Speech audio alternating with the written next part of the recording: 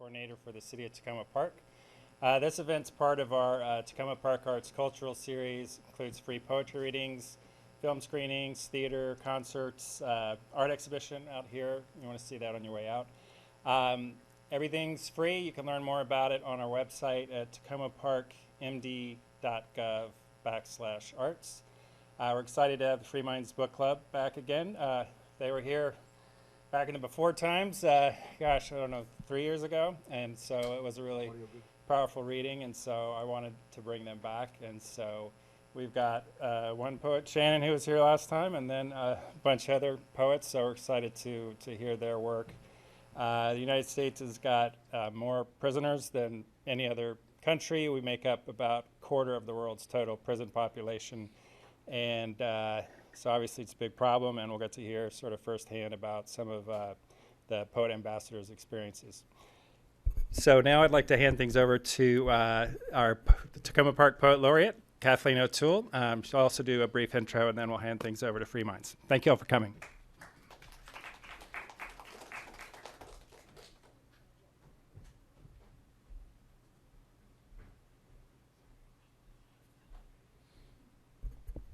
Good evening. Well, some of us have been looking forward to this for a really long time. Being back in the community center, sharing live poetry and arts, and we're really honored to begin our return with the Free Minds Book Club. It's good to see so many familiar faces, and anybody who might be watching this on the Takoma Park TV feed, we encourage you to come back into the community center for the live arts events that are happening. And I am sad to say that this will be the last first and last live poetry event that I will host as the Takoma Park Poet Laureate, because my second 2-year term is wrapping up in June, and I will not be here for the June event. I'll be out of town. So I guess in honor, I want to thank everybody for the love of the arts and the love of poetry and all that we managed to do in spite of our separation during COVID to keep poetry and the arts alive here. And I especially want to thank my two predecessors who are here, Meryl Leffler and Ann Becker, for encouraging me to take this role. And Brendan asked me if I would read a poem that was somehow connected to the theme of tonight's reading. And I thought about that. And I selected a poem from my book that was published just before COVID, not because it directly relates to the experience that you'll hear about from these wonderful poets tonight, but because I think it addresses the issue of what separates us, and more directly, how we allow ourselves in this country to be separated, and therefore to allow the injustice of issues like mass incarceration, and how in our culture, and certainly in my own life, we've allowed ourselves to live parallel lives and not to be open or to understand the experience of people who may not have our same race or ethnicity or, frankly, privilege. And I think that's one thing that Free Minds Book Club helps us to break down, because the vast network of poet tutors and correspondents and mentors that Free Minds has built is really all about us knowing each other and us standing in solidarity with each other. So perhaps this little bit of a testimony to my own lack of that experience in my early life before I became a community organizer might serve to celebrate what Free Minds has actually continues to do and bring to our community. The poem is called Among the Martyrs. Jimmy Lee Jackson was 26 on February 18th, 1965, when a state trooper slammed him against the cigarette machine in a dark cafe where he and other voting rights marchers sought refuge. Where exactly was I that night, 3 days past my 13th birthday, when the streetlights went out in Marion, Alabama? Perhaps I was engrossed in history homework or dreaming of stealing a kiss with Peter backstage after the school play when Trooper Fowler fired the fatal shots, making Jimmy Lee a martyr on the road to Selma. Jimmy Lee Jackson was not among the martyrs or history we were studying in our classrooms full of white girls, daughters of working-class Catholics, well protected in our corner of Wilmington, while black citizens and clergy from city churches set out to join the Selma campaign. Ms. Lillian, one of these saints, would later teach me a chapter of Delaware history I'd missed, how the National Guard patrolled her streets in '68 so we could go to school, our fathers to work, and our suburbs rest in peace. Half a century later, an obituary, one James Bonard Fowler, Jimmy Lee's executioner, stirs up these histories. I see the ex-trooper finally served a measly 6-month sentence in 2010 after he sought out a reporter to claim he killed the unarmed marcher in self-defense. In his story, I see the contrails of white rage, careering from workplace assault to Vietnam valor to heroin trafficking, for which he served more time than for killing Jimmy Lee. You'd think by now, after Charleston and Ferguson, after the litanies of named victims, Trayvon and Michael, Freddie and Tamir, we would have cornered this hate, like you'd stalk a mountain lion menacing the city. When will we hear who is my neighbor for real, unmask the parallel lives we've led, and rewrite these histories, starting with why and why not? Thank you very much, and I'm now really delighted and honored to turn the program over to the Free Minds Book Club and the Free Minds Poets.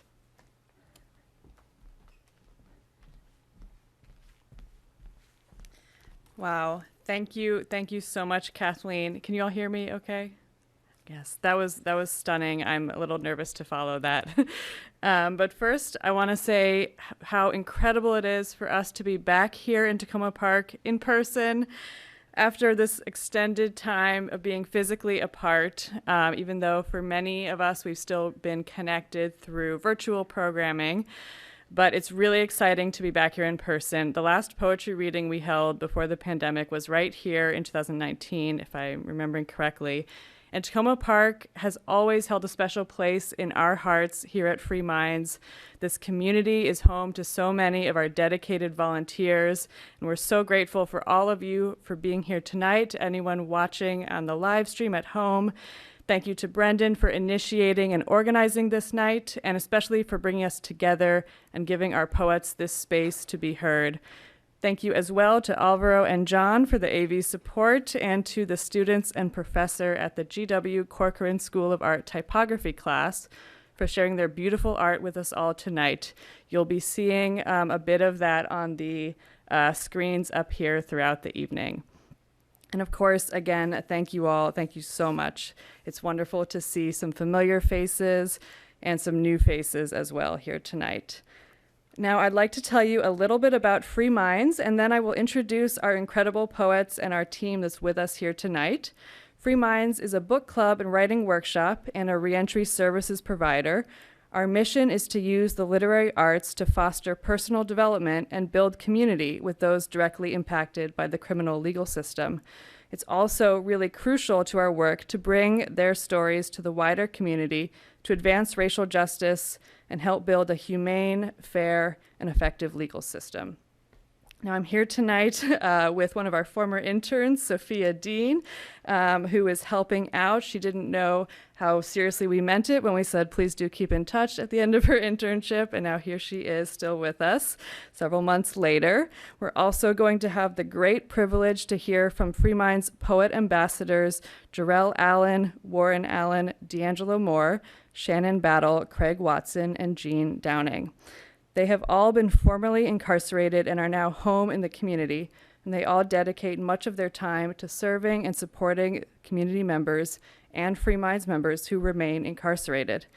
We call them poet ambassadors because they are the voice of their Free Minds brothers still behind the walls.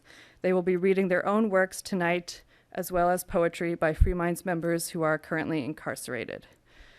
Reading, writing, and responding to poetry is at the heart of how we build and sustain relationships for Free Minds members. What we've witnessed in these past 2 years, maybe 3 years now, I can't remember the passage of time, but it has shown us how important and life-affirming reading and responding to Free Minds poetry has been for people in the community during this time, as well as for all of us in Free Minds. I want to provide a little bit of background about the connection between community support and the poems you'll hear tonight. Free Minds members are supported by community members like you in many ways. Each week we receive letters from our members who are incarcerated in federal prisons all over the country, many far from home and family and loved ones.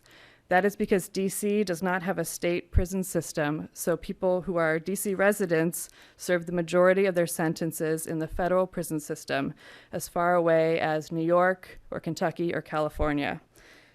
This distance means letters are very important, for some a true lifeline. Prison is an inherently isolating experience, made more so by this geographic distance and by the widespread pandemic lockdown that we saw in prisons across the country beginning in 2020. Prison walls don't just keep us physically separated, they keep us from listening to and learning from each other on either side of the wall. That's one of the many reasons why we are committed to providing a platform for our incarcerated members to be heard, and why we so treasure each and every one of our volunteers and every one of you for taking the time tonight to be here and to listen. It is so deeply meaningful. Volunteers write letters to our members, and for many years we have hosted beautiful events called Write Nights here in Takoma. I see some familiar faces, so I think there might be some Write Night folks here in the room with us. We've been doing them virtually for the last few years, but we hope to be back in person soon in the Takoma community. And at Write Night events, people from the community read poems by our incarcerated members and share thoughtful, heartfelt responses, all of which we then mail back to the poets in a unique exchange that is deeply meaningful for all involved. I'd like to share a brief story about one such exchange. Ronnie, one of our incarcerated poets, is estranged from his daughter, whose name is Jacqueline. Though he loves her deeply and longs to reconnect with her, her other members of her family have prevented him from having communication with her during his incarceration. He wrote a poem about his relationship with his own mother.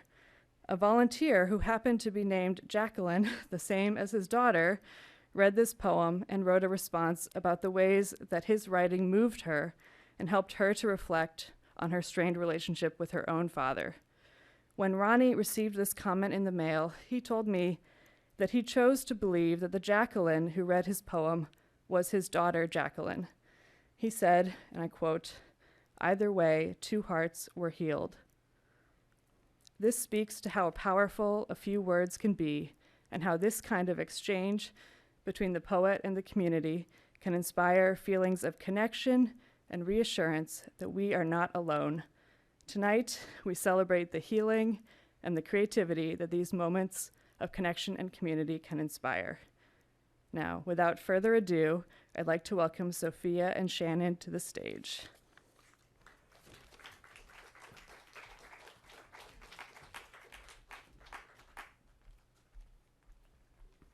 Shannon Battle is the Free Minds Advocacy and Leadership Development Specialist. His work connects Free Minds members' home and reentry with opportunities to serve and create change in the community. Shannon was sentenced to life imprisonment at age 17. He served over 25 years before being granted a second chance at freedom in 2019 through the Incarceration Reduction Amendment Act. Shannon loves chess and spending afternoons facilitating a book club for middle school boys.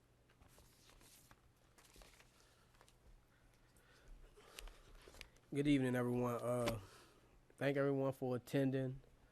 This is my second time attending this event. It's my pleasure. Thank everyone for coming out. As she said, my name is Shannon Battle. I'm a former juvenile lifer who served 25 years. And poetry is a creative art form that gave me the capacity to express myself when I was incarcerated. Yeah, it also gave me the ability to think outside of those walls as I was doing my time. I'm going to share a poem by a fellow brother of mine, uh, Kevin, and it's titled Pain and Forgiveness. Throughout my incarceration, some of the things that you will experience, you just have to deal with. You know, we experience a lot of pain. We also learn to forgive because in life, you know, I know myself. I know if I learn to forgive, it'll help me along the way in my journey. So I'm gonna read this poem by Kevin titled "Pain and Forgiveness," and it goes: There comes a point in our life when we must come to terms with those things that cause us strife. So can do this easily, while others not so much. And then there's always a few who never seem to find the strength to make it through all the pain and suffering just to prove to be too much. Forgiveness cannot be forced. It must come from within and be given in due course. The choice to forgive others is easier than oneself, but make no mistake about it, this is something that we can absolutely not live without. So take the time now, today, to let go of the pain and watch as it drifts away. Happiness will settle in. Things will look much brighter. Peace and love will guide your life, and you will be happy to know that you are free from all strife. And that poem was by an incarcerated brother named Kevin. Great poem. My second poem was a poem that I wrote actually in regards to reentry, and it's in this book on page 225. I came home in 2019, June the 6th, and ever since they unlocked those doors, life has been a constant struggle. But as I just told a good brother not too long ago, a life out here, a bad day out here in society is better than a good day behind those walls. And my reentry into society has been up and down, but it's also had its blessings. And man, I'm just grateful. You know, just having the opportunity to be right here amongst men and women, to share my story, is a living example that someone like myself would not be defined by a mistake I made as a kid. So this poem is called Dedicated Patience by me. Dedicated Patience. A journey of frustration with the adaptation of returning back to a society that lacks the proper preparation, that leads to minimum employment opportunities with insufficient wages. Dedicated patience is life after incarceration, the struggle of a nation of sons of the forgotten fathers of 40 acres, lost from past sins and field of destruction, inequality, and too much hatred. Dedicated patience, where excellence and greatness is prevalent, yet the struggle of BLM exemplifies everyday failure of relations, and not just communication, but lost opportunities for progress and financial elevation, a direct result of misrepresentation and centuries of miseducation. Dedicated patience is what it takes to succeed when you are expected to fail, but free my brother and watch and wonder as he raised and continued to prevail, win after win, driven by a strong will as he proved all yet wrong again. Dedicated patience. Thank everyone.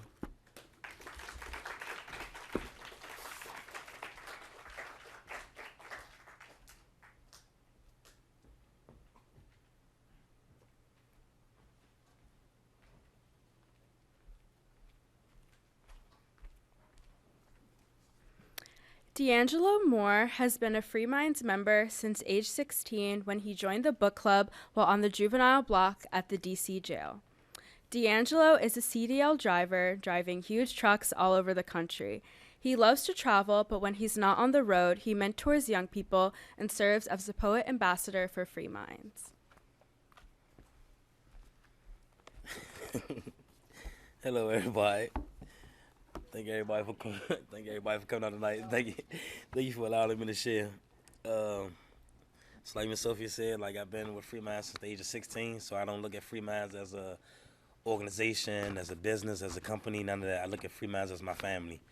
The times when I gave up on myself, Free Minds never gave up on me. So they kept being the family that gave me that push to keep on, to become something better. So from that juvenile that was just hard-headed, wanted to run into every wall that was in front of me, to the young man that I am standing in front of you guys. So with that being said, I want to start off with a poem by the name of Trust, and it comes from one of our colleagues named Michael, still incarcerated to this day. So let's get to it. Michael K., Trust. Some days, tears escape my eyes. It pained me to hear my own cries. Darkness travels through my lies. I found a mocking invisible to our eyes. Building on a delusion, but rather believe in a million lies. Then face one truth over time, my energy stirs from inside.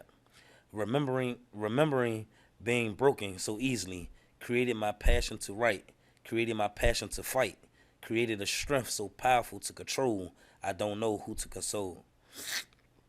Sometimes I'm in love with something that doesn't exist, watching the mocking from slitting my wrists, breaking the illusion, what really exists.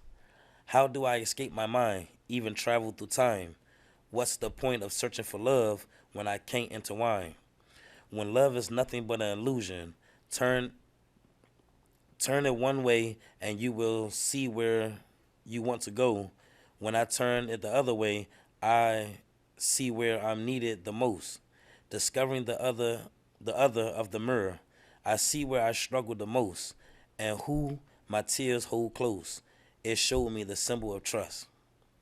So that was a poem, like I said, by a Free Minds member by the name of Michael K. Thank you for allowing me to share that. And through them words alone right there, it just spoke, it jumped off. So I don't believe my voice made this poem stick out as much as it should. You get what I'm saying? So myself, I was a person who struggled as a young child of caring a lot, and I moved the wrong ways because of what people thought about me. So I always consider myself a follower, but the things I was following was wrong. So, I always consider myself a leader, but the things that I was trying to lead at was wrong. So I wrote this poem over time of being incarcerated. Like I pretty much went from a child to a young man in the prison system. Came home and I feel as though the best way I can do what I need to do is show with my actions how my story of past don't have to be my present and future. So with this one, this poem I wrote, is a little story behind it. A young guy came up to me and he just wanted to vent. And statistics say, oh man, you guys, you shouldn't be crying. You're a man. Why would you cry? Ooh. And I'm here to say that that's not true at all. It's always a way to do everything. So, excuse me, I apologize. So here's the share. This poem is by myself and it's called Do Grown Men Cry? All things, it seems to me, must we test. Accept the truth, reject the rest. So we must investigate or try to see what makes a grown man cry. Macho, big, tough, and strong. To admit their tears, they think is wrong. But let me tell you on the sly, yes, these real grown men do cry. Mom is gone now, that's very tough. Didn't hug her near enough. She's with her maker in the sky. Forgiveness causes a grown man to cry. Leave your homeland, perhaps forever. Start a new life, forget home never.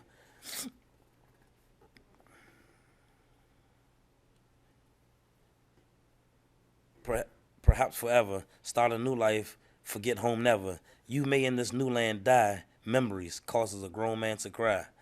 Blanks filled in, now take a good look. What have you written in your life's book?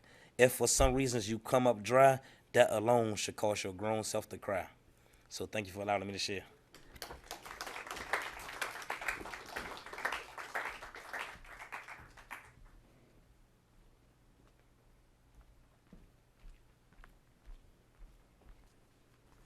Craig Watson was sentenced to life as a teen and served 22 years.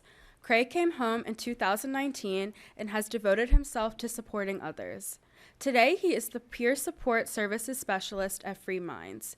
He provides support for members and creates opportunities for them to learn how to support each other through mentoring and education on mental health and restorative justice. Good afternoon. Good. And I appreciate y'all for having me. I'm going to read this poem called I Write for Freedom by T.P. I write this for my son. I write this for black people like me that come from the struggle, racism, the street, the poverty. I write this because they mean a lot to me.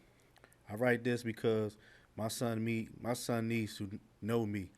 He needs to know how his daddy overcame obstacles. I write this because black people are struggling. I want to motivate them through my story.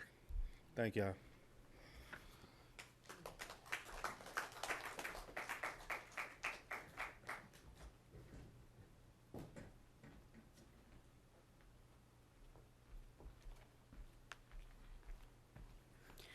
Jarrell was incarcerated at the age of 17 and served 33 years before being released in 2021. Jarrell currently serves as a property manager. Along with being a poet ambassador, Jarrell has served as the community liaison on the Free Minds Leadership Council. Jarrell is a voracious reader and prolific writer. 2 of Jarrell's poems were selected for typographic art projects by last year's GW Corcoran Art typography students. Good afternoon. Good evening. Like my brothers before me said, you know, I'm happy to be here with y'all. Had this chance, you know, have a second chance. The first poem I'm gonna read gave me too many copies.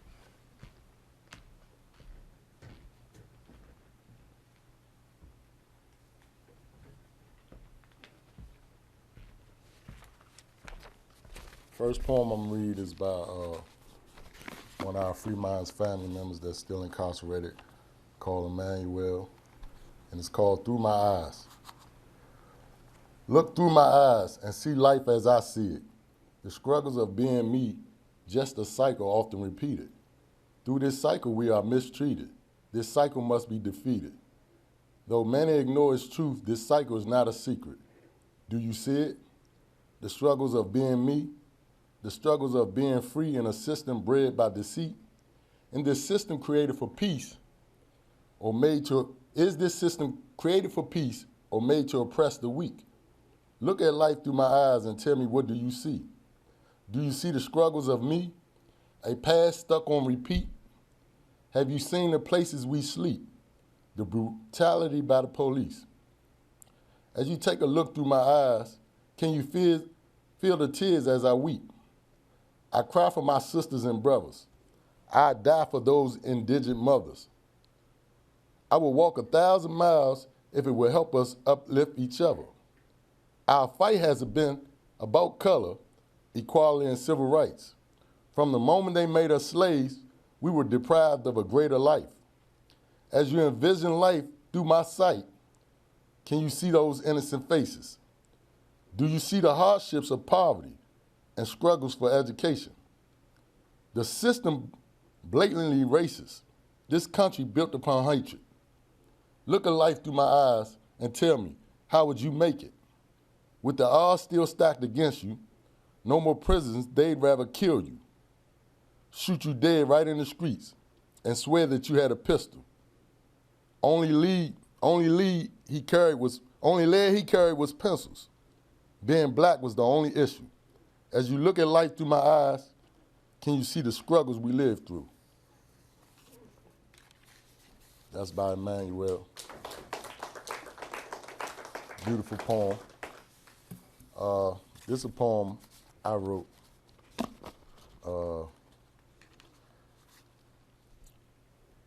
I remember this. This was, you know, I think it was written off a Free Minds prompt that they wanted us to see what we had come up with, you know, see what we had to say. It's called On the Same Page. When I read, I'm alive, not dead. The words tell me so much I've read. On the page, I've met the other travelers. On the page, I've been to the favelas. On the page, I felt heartbreak, elation, and scorn. I read to learn, move on. When I read, I feel alive, not dread. When I read, I know where to head. When I meet you on a page, I smile, nod head in acknowledgement.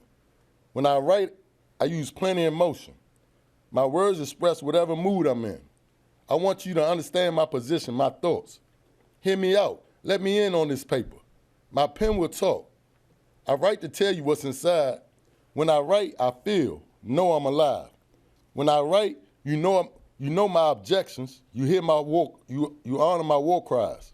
When you meet me on the page, you might also smile.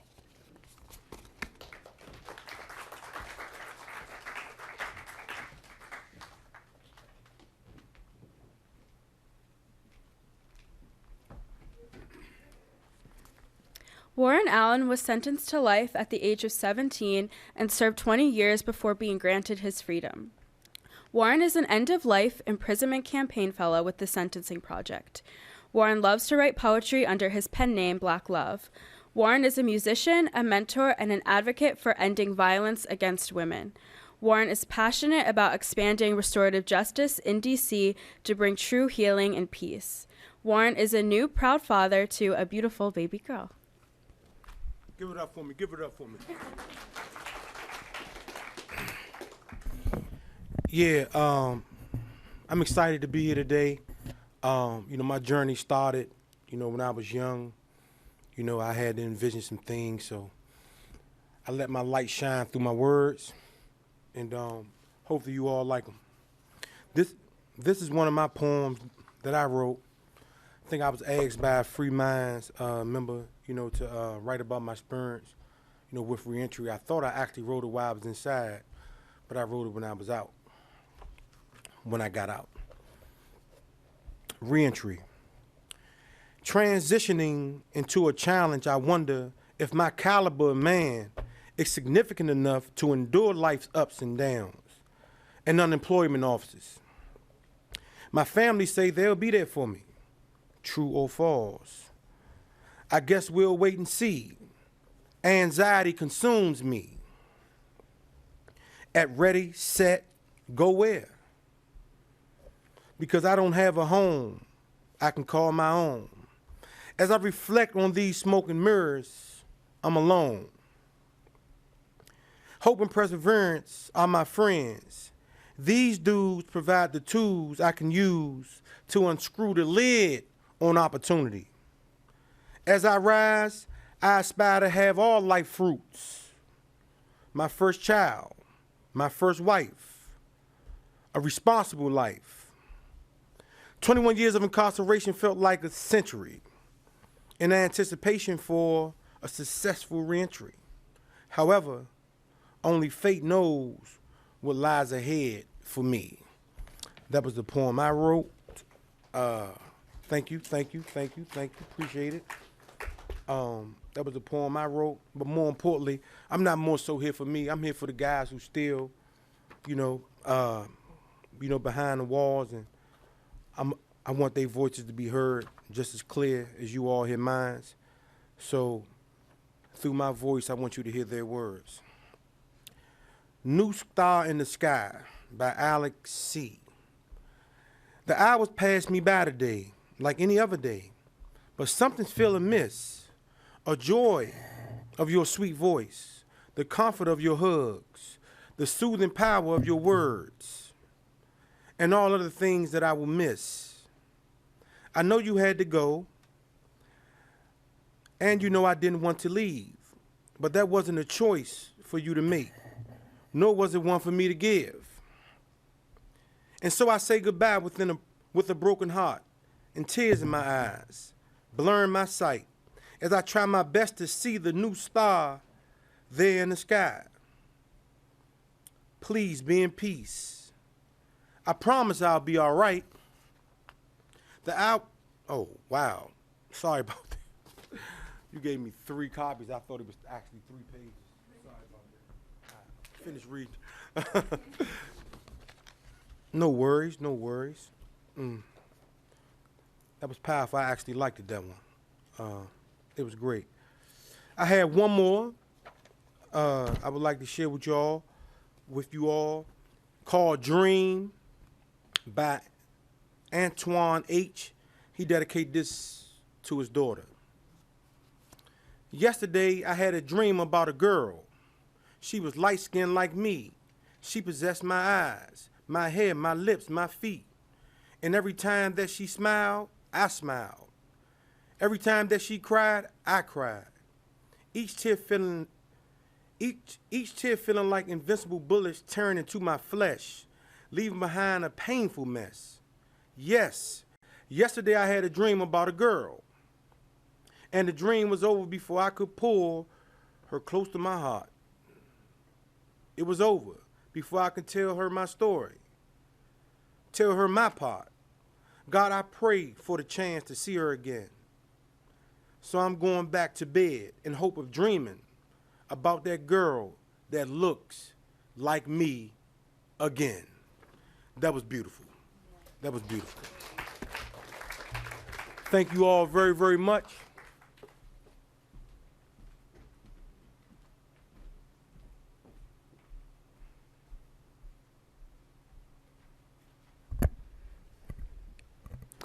Gene Downing is the 2022 Congressman John Lewis Fellow. He is a passionate reader and writer and a spoken word poet. He was sentenced to life as a teen and served 21 years before coming home at the end of 2021. Gene is passionate about poetry, giving back to the youth, and building up the DC community. And I think he's coming up right now, so let's give it up for Gene.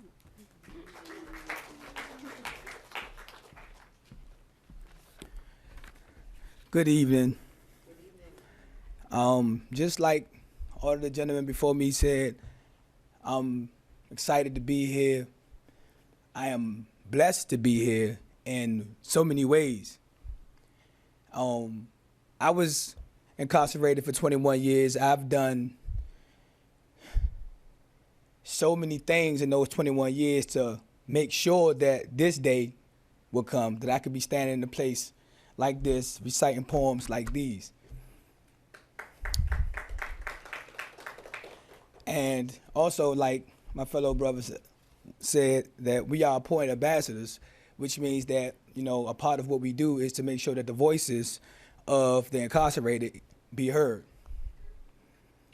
And without further ado, I'm going to share a poem by Miguel called, "What Do You Stand For?"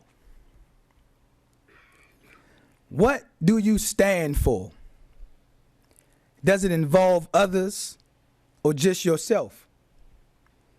Does it build bridges or cause division? Would you be willing to die for what you believe? Could you stand without blushing over what you choose to defend? Would your mother stand proud watching her seed exercise his or her will? Would you have a story to tell your children that you're proud of? Is your belief so unshakable that nothing or no one can change your opinion? Do second thoughts terrorize you? Or remind you not to let circumstances corrupt your morals?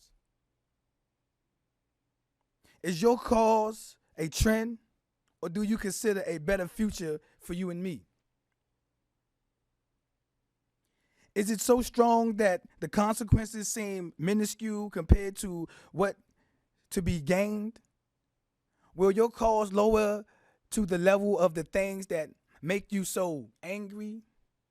Or will you act with dignity and control, raise awareness, give facts, and let others choose? We all want change and to be a part of something, but to what end?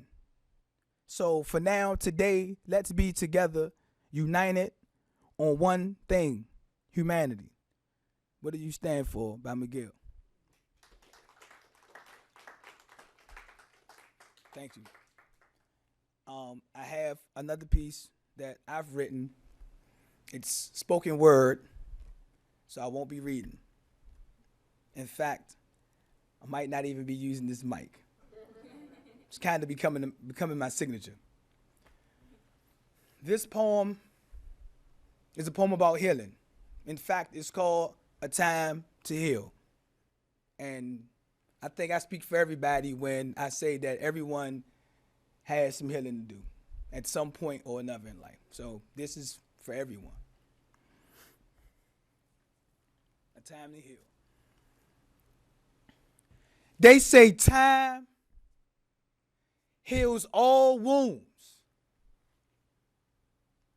But ironically, time created minds. Murder, robbery, and other related crimes got me snatched from my city into a different state of mind. But my creative mind created a line between construction and destruction. And I chose the former.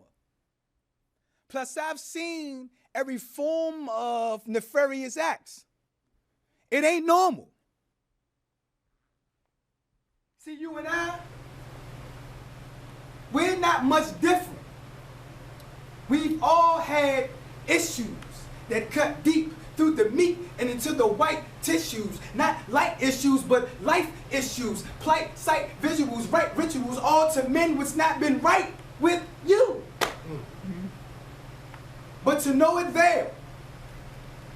Because the only thing, or the only way to get right with you is to visit yourself. Don't need an invite. Just take a deep look inside. Now that's insight. Don't pretend like this pretend life and that pain is on vacay and that emotions are meant to be withheld like taxes on payday. Then attach the fact that attach the backs, the burdens that attach the blacks like attacking blacks. No, wait. Wait. That's a different wound.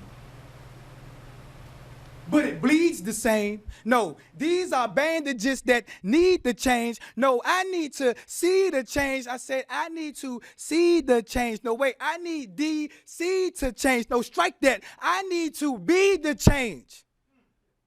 Because every beating left a feeling that healing was impossible. And for every obstacle, success improbable. But every minuscule molecule that makes up my biological lacks patience in your psychological hospital. Only scriptures, no prescriptions in my arsenal. Because it's going to take more than time for my wounds to heal, by far. But if time does heal all wounds, it still leaves a scar. A time to heal. Thank you.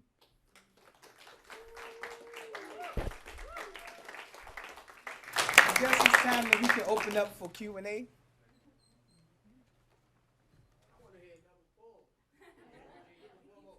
I can give one more? Give us one more, G. Yeah, go for it. Give us one more, G. Know what I'm going to do.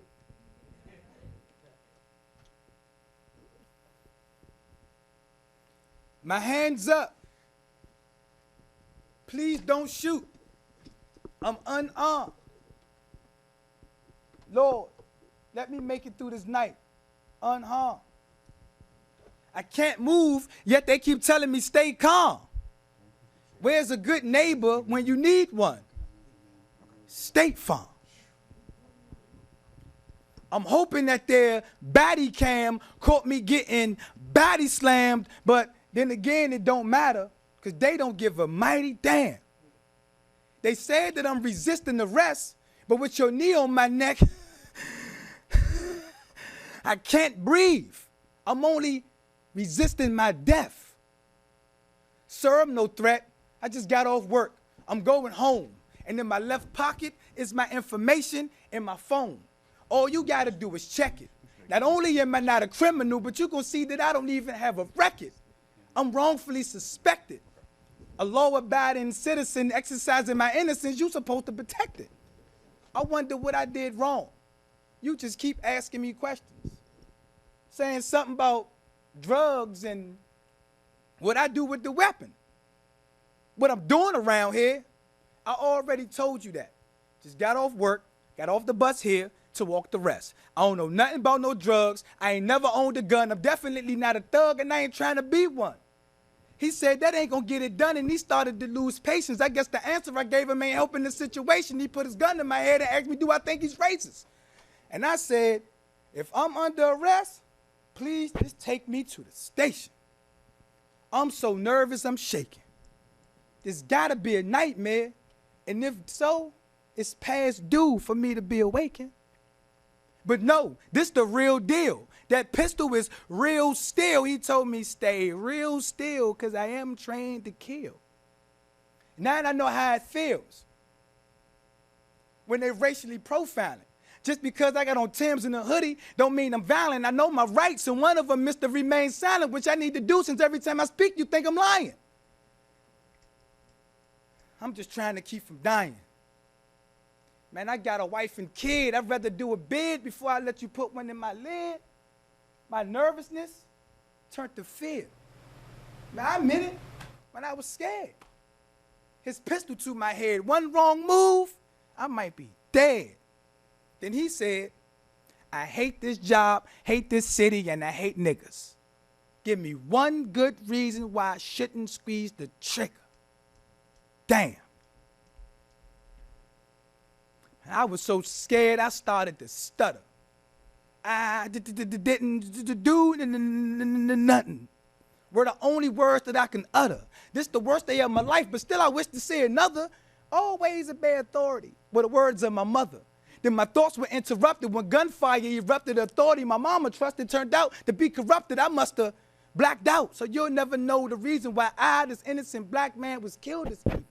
4 shots fired, 2 to the head, 2 to the spine. The crazy part is, the cop's face was the same color as mine. Damn. That's don't shoot, y'all. Thank you. And now we're open for Q&A.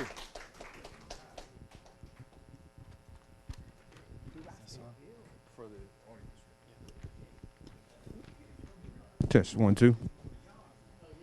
Testing. Just give us a second. We're going to move the lectern, and can we move the chairs kind of like in the middle? Can I give these to you? This is for the stage.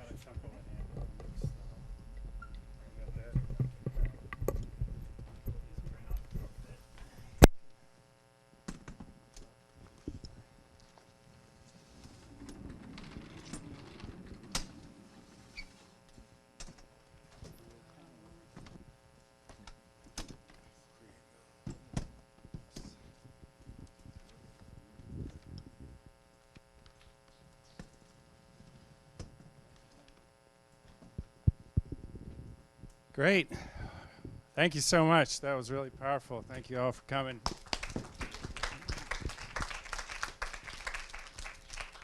So we're going to do a little Q&A, and you guys have 2 mics, so you can just raise a hand, pass them around for whoever wants to answer. I'll kick it off. I was touched by Warren's poem about reentry. I mean, after you've been in prison for decades, this totally structured environment, and then obviously you're happy to be out, but just sort of the whole unknowns of that. I'm curious sort of what that experience was like for each of you or some of you. Hello.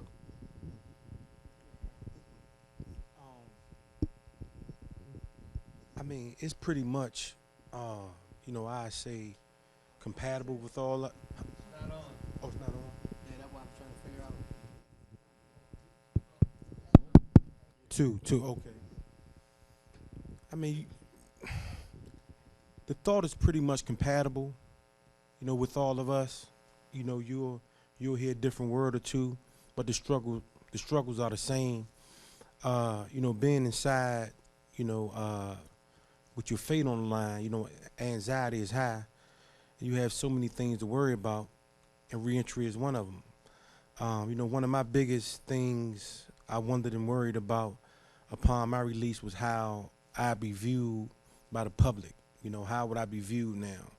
I'm an individual who went in when I was 16 years old. I was unguided. I made some mistakes, things of that nature. And how one of the brothers said earlier, one shouldn't be held accountable for a mistake that they made when they was juveniles with this diminished culpability. But not to get off the subject at hand, my reentry, I was worried about it. I was worried to the point because I didn't have nothing stable to call my own. It's kind of like, they set me free to my family. And that's kind of like the going, I say narrative when individuals coming home from prison. A lot of us funnel out to our families who don't have the emotional stability at times to, endure a lot of the things that we, as returning citizens, have to, give to society or learn in society. So I say that was some of the things that, plagued me when I came out with high anxiety and no stability.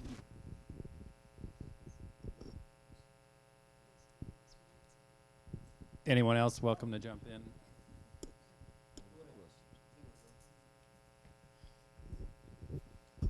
So, me personally, like, since I've been home for 2 years now, strong, and happy with every day I've been out here on this side of the fence. And it's still different. It's still where as though when you want to do right, you're afraid to do right, or you just want to just stay away from it, leave it as a gray area. And I say that because it's situations where as though, he got convicted felon over his head, or like, that's why I said earlier when I was reading my poetry, it was like my actions are going to have to lead. My words are not going to be anything. So I'm going to show personally myself with my actions before I can say anything out of my mouth. And it just be the littlest things make you nervous. Remember them days where as though, the stereotyping part. Somebody might walk across the street, older lady, she cut your purse a little tighter. I might just be coming up and just say, ma'am, your purse open or something. You see what I'm saying? Now, but the perception is, this guy might end up snatching my purse and running across the street. And it's just not fair, but at the end of the day, things like this still occur. You pick some keys up off the ground. Excuse me, I think these your car key. Hey, you trying to steal my car? No, I was just trying to make sure nobody else didn't get your car. You see what I'm saying? So this is the stuff we still fight with every day. This is the stuff where as though we speak to the public, we speak to society, we want to be accepted back. We made our wrongs. We did our wrongs. We pretty much paid our debt back by doing what we had to do. You see what I'm saying? So it's just like sometimes you just want that peace of mind, like where as though when it's gonna be that day that I'm gonna feel like I'm a regular citizen again. You see what I'm saying? So that's the struggles that I can't speak amongst everyone, but I'm pretty sure the other guys feel the same way. When am I gonna get that privilege of re-entering society for real? Not the, convicted felon, not the, he messed up. Maybe his thoughts might go back to doing that. You see what I'm saying? So we do struggle with this every day. Thank you for allowing me to share.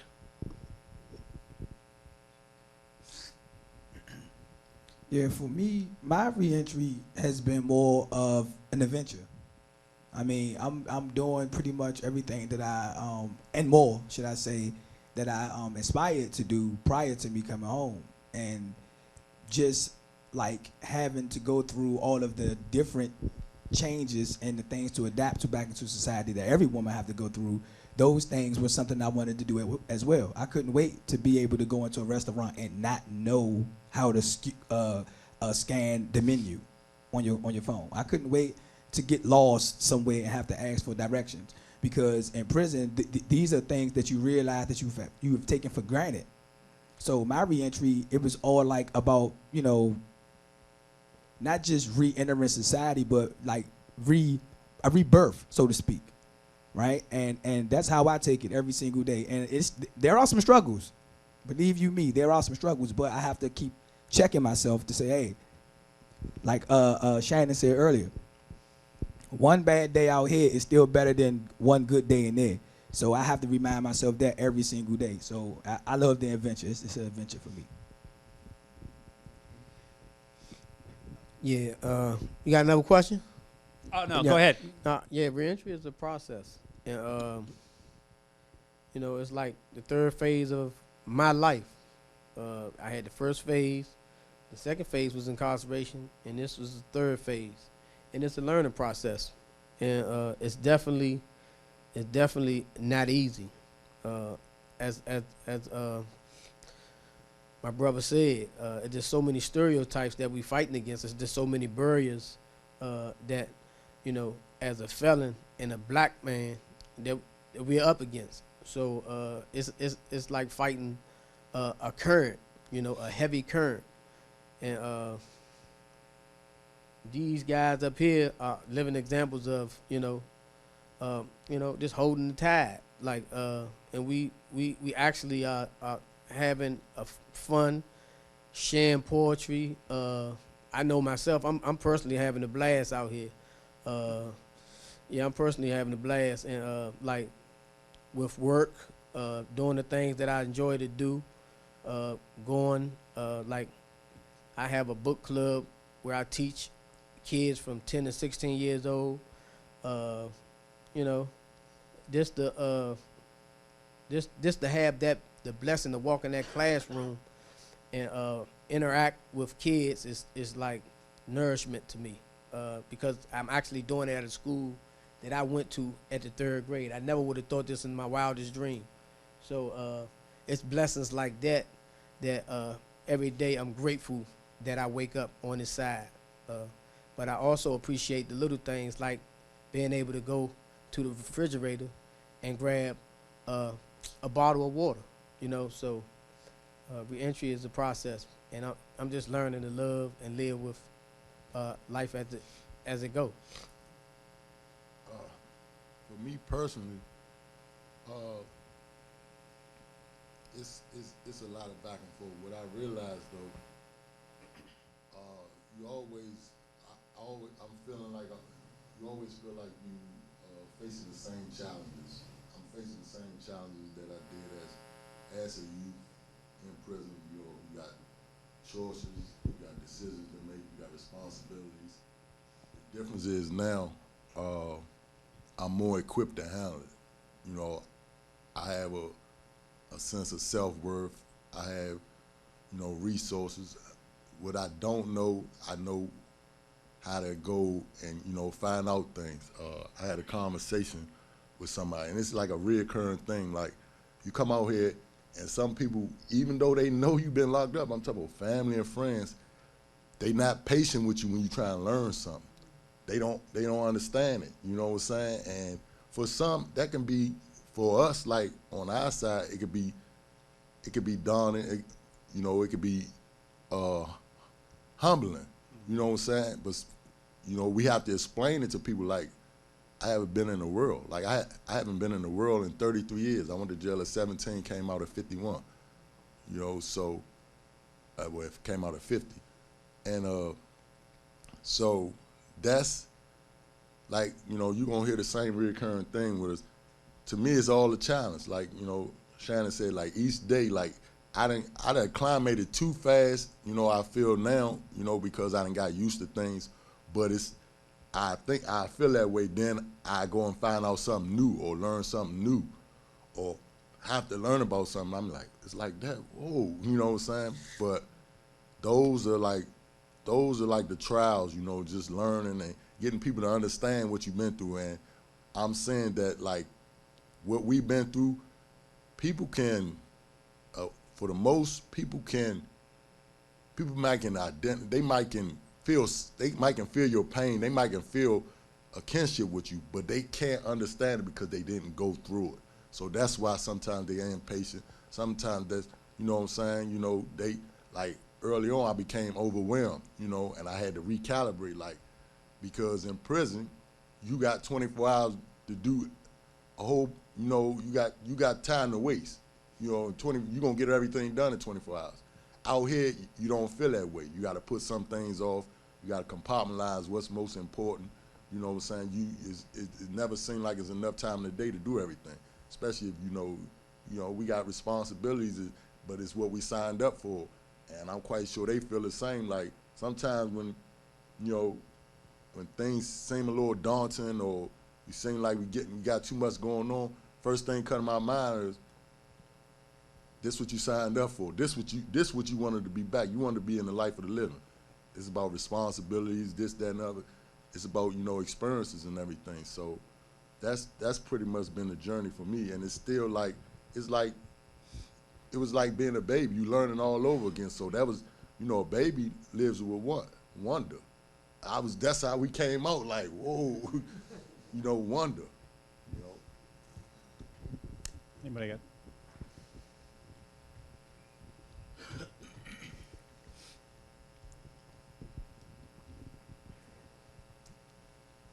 Hi, I wanted to know how you found out about the Free Minds Book Club, and prior to getting involved, did you ever see yourself as being a writer or a poet? Wanna start? Okay, so this actually gonna fit in right to this room right here, right now. So, like I said, I first ran into Free Minds when I was the age of 16. I was charged as an adult, and I found myself over DC jail. So change come with time. I want to say it that way. Change come with time. So like I said, I was still young. I was still immature. Still wanted to do things my way. And the first time I came into contact with Free Mind, we had our leaders, Ms. Tar and Ms. Kelly. So this when the company was just so small, and they came over. I still will never forget, like, coming from DC. So if you know pretty much about the city, I come from the Maryland Avenue side, Hector Mall, all that area, Northeast. Now, with that being said, it's like, that was new to me. So mind you not, here go my look as a child. Me, 16-year-old, 2 white ladies, white women come inside of DC jail, all young black guys, and offered us something. Didn't want nothing in return but happiness and to better ourselves. I thought it was a trick. Hold up, listen. Only time people come to me is try to get information. When is the question gonna start rolling? When are they gonna ask me what did I do or did I know of it? You see what I'm saying? So that alone, my mind should have never been on that. So that was my first intake when it came to Free Mind. So once I seen that these women came around, they placed books. I was one of the ones who I paid so much attention to the streets. I didn't know how to read. My comprehension skills wasn't on nothing. I was so scared to admit that. Like I said, I held this little leader thing about myself. Everybody, oh, what D doing? What D doing? We gonna follow behind D. You see what I'm saying? So it was stuff that I wasn't comfortable in my own skin with, and that was one of them. Me reading and writing. So, like I said, I used to collect the books. And so one day it was just like I had to be open about it. Listen, I got all the books that y'all ladies gave me. I haven't opened none of them. I don't know what I'm looking at. I can't even tell you the title of them unless somebody told me. And I'm so thinking people gonna make fun of me. People gonna laugh about the situation. No one did, and it surprised me, and that was the life changing of my moment right then and there. And it was like, these ladies, this organization, these brothers, no one gave up on me. No one said, "Hey man, come on man, it's taking too long for you to read or learn something, man. Look, woo, man." So that moment on, I took it, I went with it. Now I pick up so many books, I read so many books, like, I think I can start talking words out. You see what I'm saying? So it's just amazing. And it was like a misunderstanding. I ran into the organization, and they've been with me the whole step of the way. Every single step, from sounding words out to actually writing stuff down on paper to sending it back. We giving you great feedback, helping me.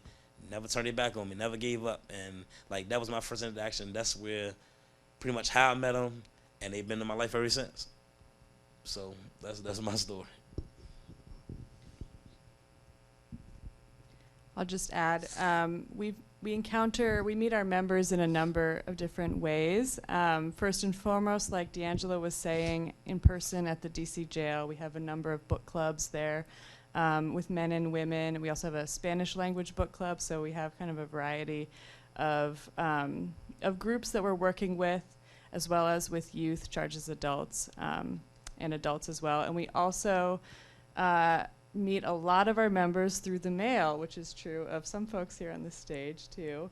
And other members come to us as they're preparing for reentry or beginning that process.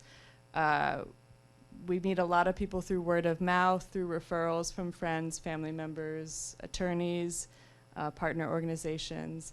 We actually have, unfortunately, have a waiting list. We have so many people reaching out every day looking to join Free Minds, and we're working really hard on building our capacity so that we can provide this program and welcome everyone into our community who wants to be a part of it, because we're only as strong as our community, as the people who make up Free Minds.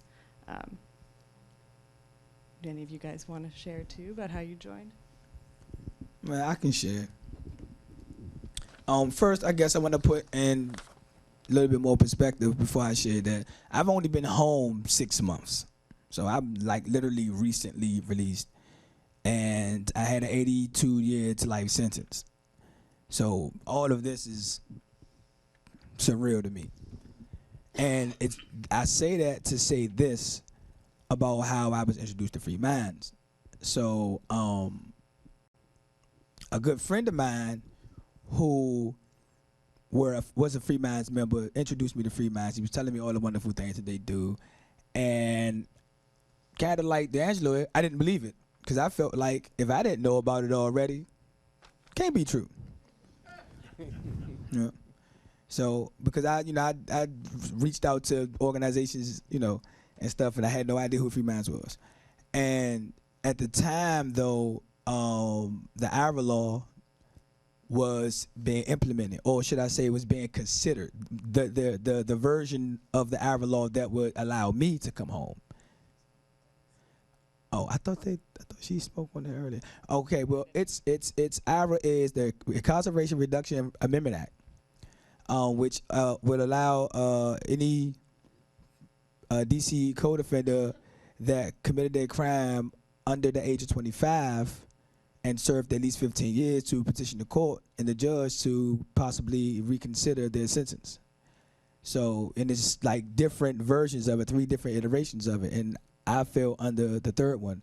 So while that was being, because at that time it was looking shaky. We didn't know if it was going to pass or not. And the guy was telling me that, I should reach out to Free Minds because they can help me, and not only that, they got books and they might write you letters. And so I'm like, okay. And so I did so. I wrote Free Minds. I sent them a poem. Never heard anything about that poem. I'm still trying to figure out what poem what was up with that. Yeah. And but they did respond. And when they responded, they sent me a like, I guess, an acceptance. I don't know what you call it. Like the paper that you send, like the packet, right? You had to fill out all the stuff. And they asked like what kind of books are you into? And so I put down a couple of books. But I'm kind of trying to be, slick because I'm putting down books I really want. So I'm like, if they really are who they say they are, I'll get these books. And lo and behold, I got those books. So that was like, I was sold then. And then so from that point on, I kept writing and just writing letters and then, updating them on what was going on with me, asking many, many questions about what was going on with the IRA law. And every single time I wrote, I got a letter back. And sometimes I didn't want to hear the information because it wasn't any updates on the IRA law. But nonetheless, they would write me back and send pictures. They had the Connect, which is the magazine. And then as I started to read the magazine, I started to learn more about them. And I started to learn more about, all the other interworkings. So I started to read about poet ambassadors. I started to read about the Congressman John Lewis Fellow. And the minute I read about that, and ironically enough, you guys don't know, is that at those times, Shannon and Craig were serving as, during that period, those 2 guys both had served as the John Lewis Fellow and Poet Ambassador. So I'm reading about these guys, and I'm saying, I want to do that. I want to do that. I want to do that. And I started writing about that. And I couldn't do that because you can't do that while you're incarcerated. But but it kept me motivated. It kept me inspired, and knowing that the juvenile law was looming, it really gave me, you know, like incentive to keep focused on what I was doing, because it's like, if this thing passes and Free Minds continue to support me the way they are, I'm going straight there, and I'm going to pursue these particular roles in this organization. And I mean, I don't know, I guess it's cliche to say the rest was history, but the rest was history.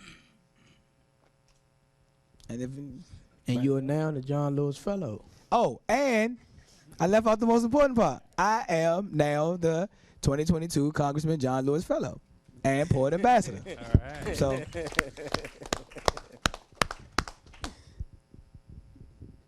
any other questions?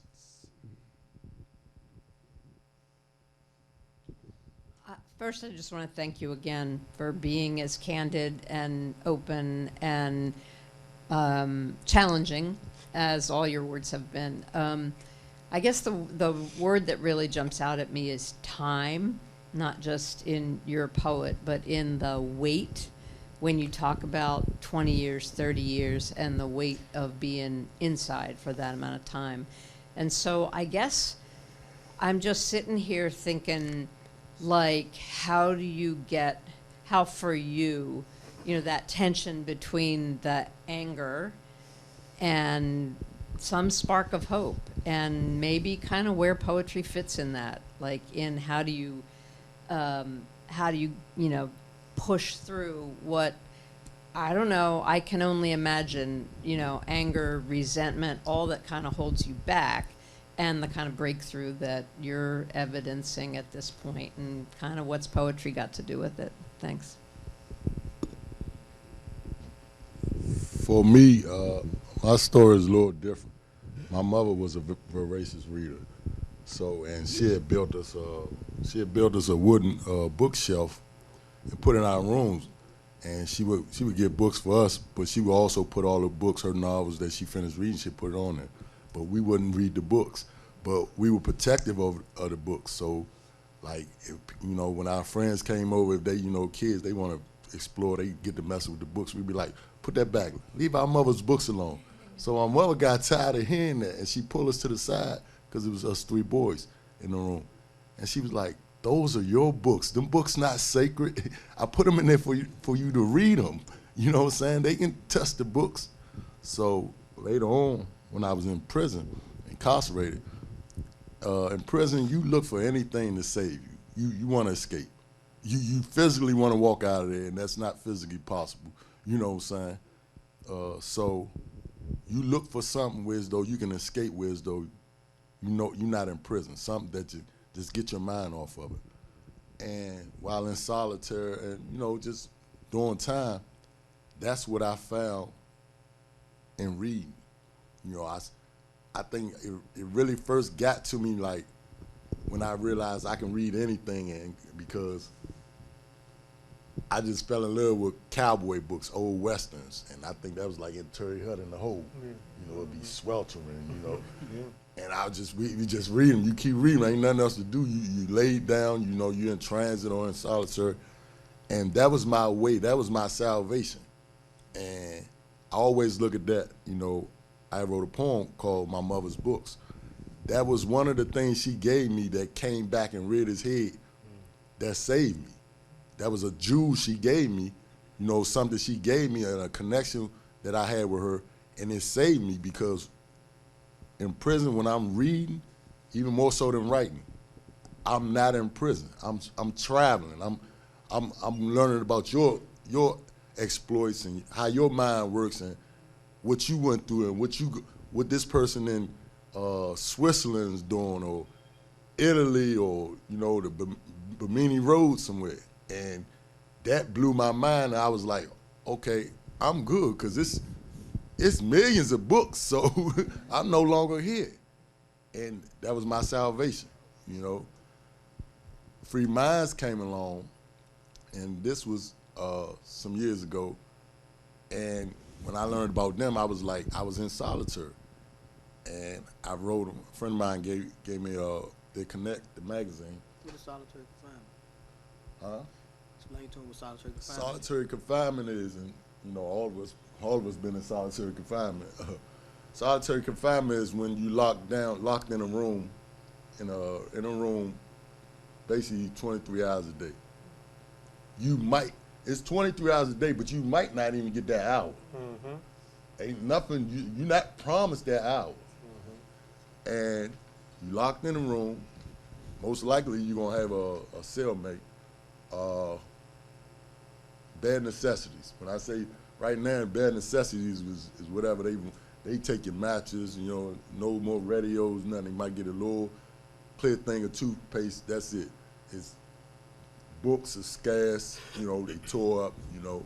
So that's what solitary confinement is. You know, you're in there twiddling your fingers. You know, you up here, you know.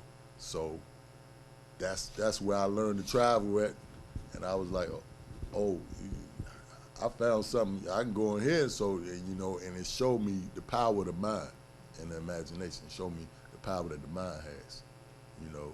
So that was my salvation, you know.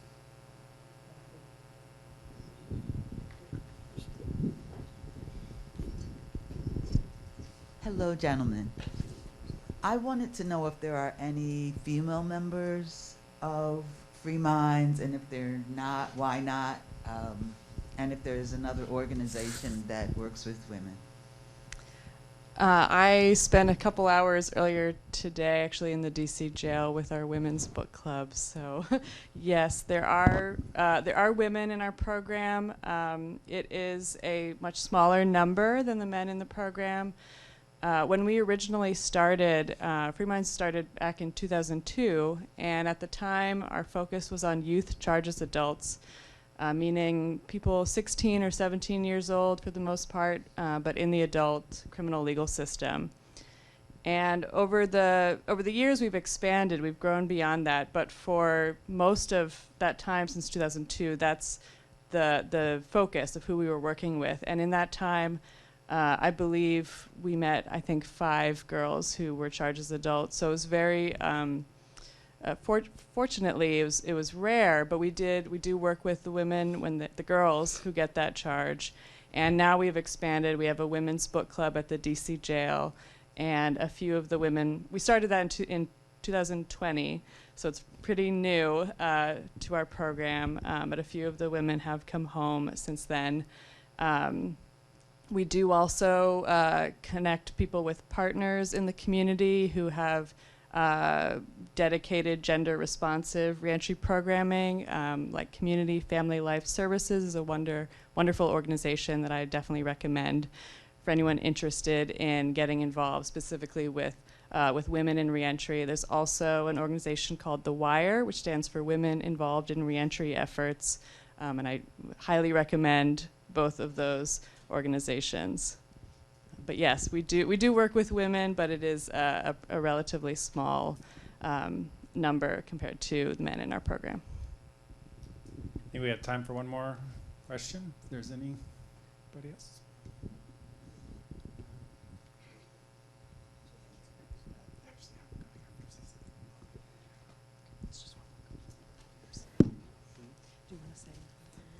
It's not really a question, it's more of testifying to the importance of what you do for our community. My son had an internship with Free Minds, I think 4 or 5 years ago, and he then went to work for DC Public Defenders on IRA cases, trying to get more guys home, and now he's in New York doing reentry full-time with guys coming out of Rikers.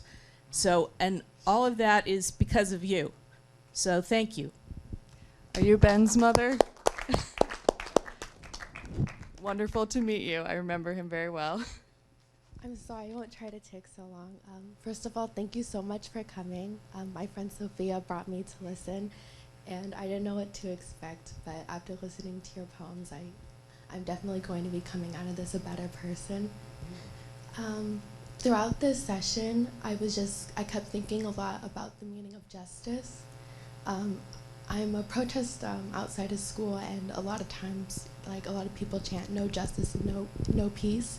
And I think to a lot of people it just might be empty words, you know, to just make some noise. But to me, it's different because, like, I've always wanted to be a lawyer, but when I was a freshman in high school, my mom was incarcerated, and it's kind of weird because it's like the system that's meant to correct crimes actually does a lot of harm. You know, she trusted the wrong people, but the crime she committed didn't hurt my family. It was the fact that she was taken away from my family and sent, you know, like 2 hours away from us, and we ended up losing our house and our dignity and everything. And so just sitting here and knowing that you're just sitting in between, you know, like a boundary of victimhood and being kind of like the adversary, what do you think of justice? Like, how has your perception of it changed throughout your incarceration? What do you think, you know, as audience members, we should take away from your experience?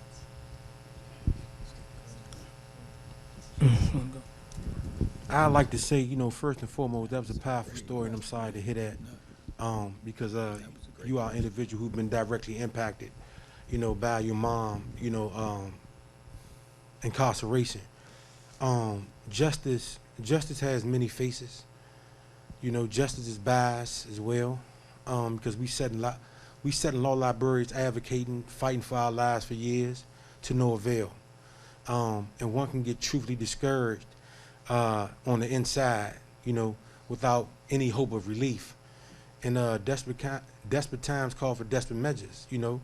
Individuals in those type of situations, you know, they write false IPA motions just to get out. Some think of escape because the justice is not there. You know, what does one do when the justice is not there? When the justice is not playing fair, what should I do? Should I continue to go along with the rule or the letter of the law? Or should I take matters into my own hands? Well, I've been doing that anyway. Furthermore, when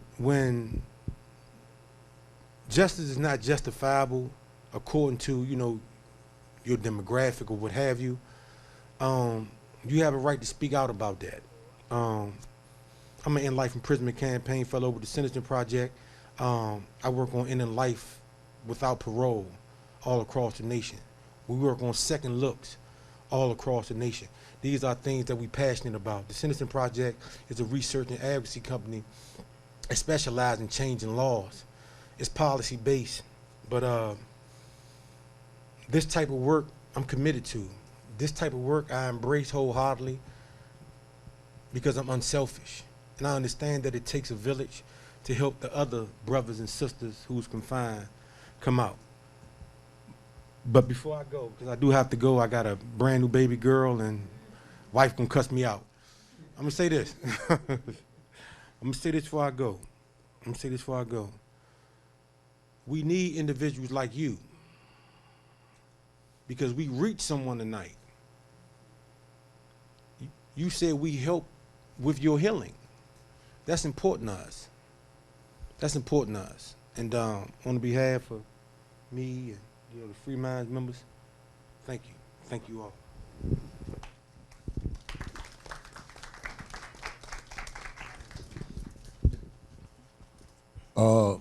My thoughts on it, justice has a lot of variables. Everything relates to it.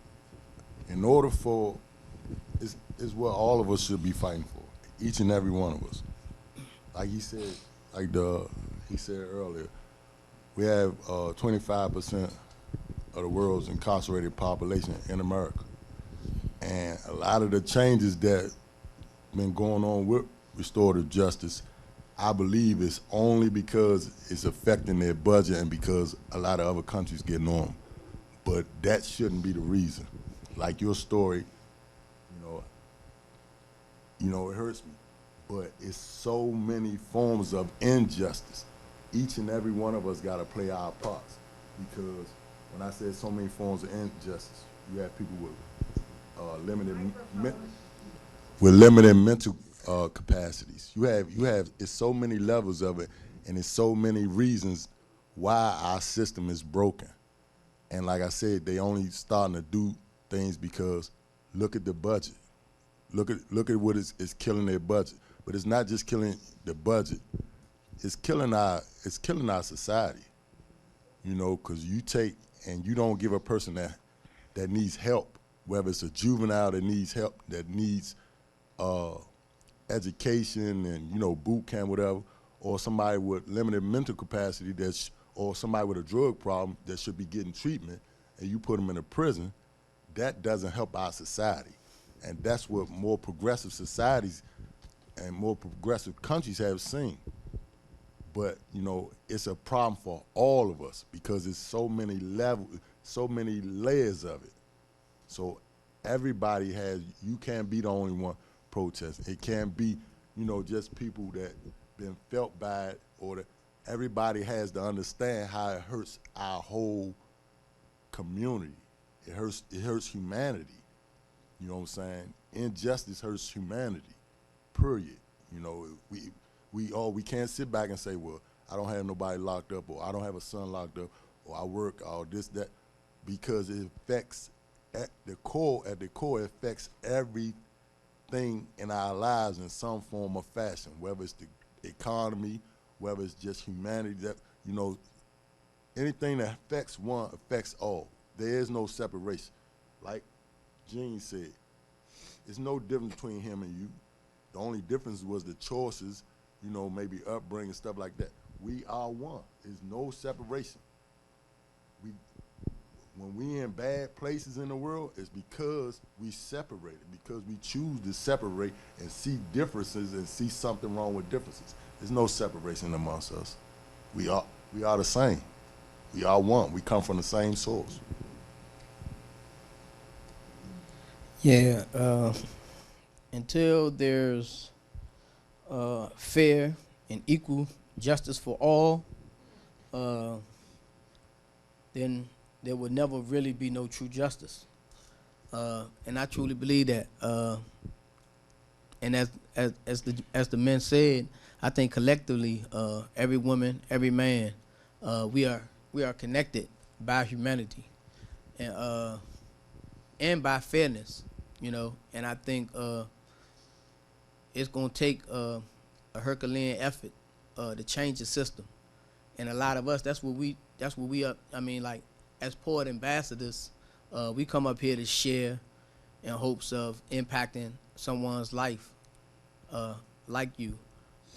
But in the end, we thinking about those guys who we left behind those walls, you know, because it's actually a lot of innocent men that's behind those walls. Or, I mean, men and women, or men and women that was unjustly sentenced, like, you know, a juvenile that's 16 years old given 70, 80 years.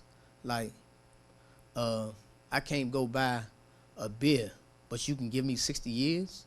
Like, what's fair and equal about that? You know? And when you go in those when you go over DC jail, and I was over there for 3 years, they just treat you different, you know?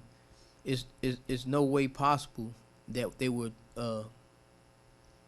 give a young white guy that's 15 years old 70 years and treat him as an adult. They just won't do it. But they just won't. But they do it to us like it's normal when it's really not. It's an abnormal mindset that we need to change by using our voice.